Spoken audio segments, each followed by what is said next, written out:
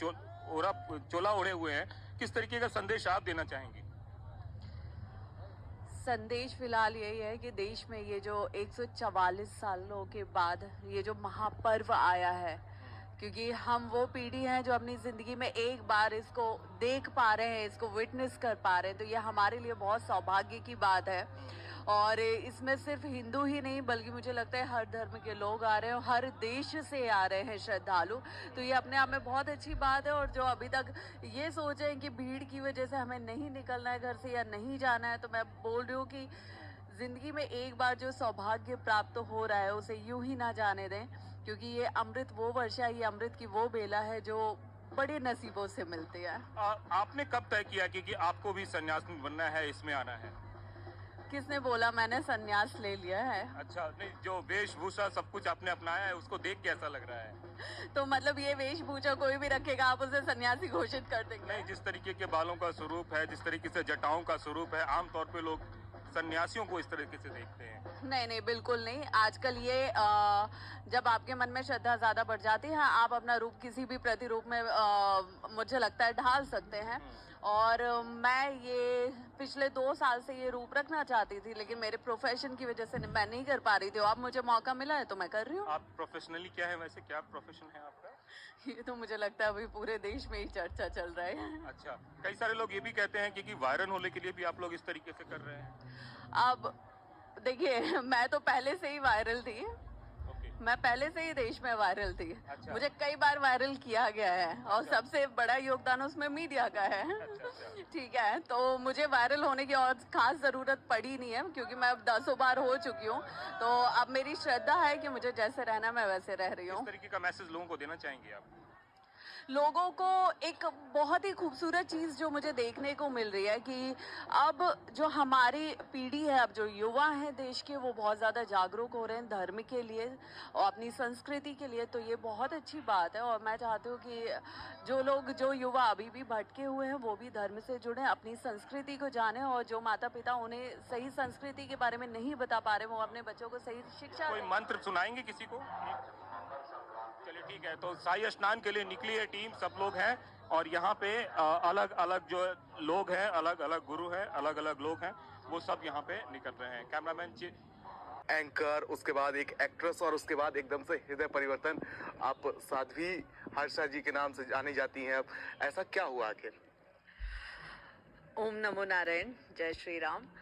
सबसे पहले मुझे सोशल मीडिया ने और लोगों ने एक टैग दे दिया, एक नाम दे दिया कि साध्वी हर्षा। ये नाम, ये टैग मुझे आप लोगों ने दिया है, लेकिन सबसे पहले हम यहाँ पे करेक्शन करते हैं कि मैं साध्वी की तरफ बढ़ रही हूँ, बनी नहीं हूँ। ठीक है, मैंने अपने परम संस्कृति में अगर देखा जाए तो नागा बाबा के लिए, नागा साधु के लिए या सन्यास के लिए एक दीक्षा लेनी पड़ती है, जिसकी अपनी एक रिचुअल्स होते हैं, कुछ चीज़ें उसमें करनी पड़ती हैं, कुछ चीज़ें फॉलो करनी पड़ती हैं, बहुत से पूजा पाठ होते हैं, बहुत से संस्कार होते हैं। तो वैसा मेरा कुछ भी नहीं हुआ है। हाँ, लोगों ने मेरी वेशभूषा को देखते हुए मुझे एक वो नामकरण कर दिया है मेरा कि साध्वी हर्षा। और आजकल आप इसी नाम से जानी भी जाती हैं, और अगर आप इंटरनेट पर सर्च की जाएंगी तो दुनिया की सबसे खूबसूरत साध्वी, इस तरीके से आपका टैग्स जो आते हैं। मैंने भी देखा, मैंने भी ये सब सोशल मीडिया पे देख रही हूँ मैं 2 दिन से, और ठीक है, ये सुन के अच्छा लग रहा है कि दुनिया की सबसे खूबसूरत, लेकिन साध्वी का जो कहीं ना कहीं मुझे टैग दिया जा रहा है वो फिलहाल मैं कहूँगी कि शायद थोड़ा उचित नहीं होगा, क्योंकि अभी मैं पूरी तरह उस चीज़ में गई नहीं हूँ। अभी गुरुदेव ने उस चीज़ की मुझे परमिशन भी नहीं दी है, तो जब तक उनकी आज्ञा नहीं होगी तब तक मैं उस तरफ नहीं बढ़ सकती हूँ। लेकिन हाँ, जैसा कि आपका सवाल था कि एक लाइमलाइट को छोड़ के, एक ग्लैमर की ज़िंदगी को छोड़ के मैं इस तरफ कैसे आई हूँ, तो ये देखिए, कुछ चीज़ें ना हमारी किस्मत में लिखी होती है, हमारे कुछ पुराने कर्मों का फल भी होता है, पुराने जन्मों का फल भी होता है जो हमें इस जन्म में मिलता है, और कब हमारी ज़िंदगी में क्या लिखा होता है, हमें किस तरफ टर्न होना होता है, ये सब ऊपर से समय निर्धारित होता है। और मैं एक बहुत अच्छी लाइफ से बिलोंग करती हूँ जहाँ पे मैंने अपनी लाइफ में देश विदेश में मैंने शोज़ किए हैं, परफॉर्म किया है, मैंने एक्टिंग किया, मैंने एंकरिंग किया है। लेकिन पिछले 1.5 से 2 साल से मैंने थोड़ा सा उस ज़िंदगी से विराम लिया हुआ है, और मैंने अपनी साधना में गुरुदेव को, जो उनकी शरण में मैं रह रही हूँ, मैं बहुत अच्छी साधना कर रही हूँ, मैं बहुत कुछ सीख रही हूँ, तो मैं इस ज़िंदगी को अब मुझे लगता है ज़्यादा एंजॉय कर रही हूँ। उसके पीछे की वजह आखिर क्या है एकदम से इस तरीके का हृदय परिवर्तन? हमने हिस्ट्री में पढ़ा था कि जो अशोक थे, किंग अशोक थे, कलिंगा वॉर के टाइम पे उनका हृदय परिवर्तन हुआ था। कुछ इसी तरीके का एकदम से ग्लैमरस सी दुनिया और फिर सीधी सादी सी साध्वी, क्या रहा इसके पीछे की वजह, कहानी? देखिए, जो हमारी ज़िंदगी होती है नॉर्मल, आम तौर पे जो मनुष्य जीता है, वो कहीं ना कहीं जब आप अपने प्रोफेशन में होते हो, आप अपना काम कर रहे होते हो, आप किसी भी जॉब में होते हो, और ख़ास तौर पे जब आप ग्लैमर इंडस्ट्री से बिलोंग करते हो, तो एक बहुत फेक लाइफ हम फॉलो करते हैं, हम एक बहुत शो ऑफ वाली ज़िंदगी फॉलो करते हैं, जिसमें हम खुद के लिए कम दूसरों को दिखाने के लिए ज़्यादा जी रहे होते हैं कि किसको क्या अच्छा लगेगा और किसको क्या बुरा लगेगा। लेकिन ये वो ज़िंदगी है जिसमें हम किसी को कुछ नहीं दिखा रहे हैं, हम सिर्फ परमपिता परमेश्वर से जुड़े हुए हैं, हम जो भी दिखा रहे हैं, जो भी कर रहे हैं, हम वो सिर्फ उनके लिए कर रहे हैं। तो आई थिंक ये ज़्यादा मैटर करता है।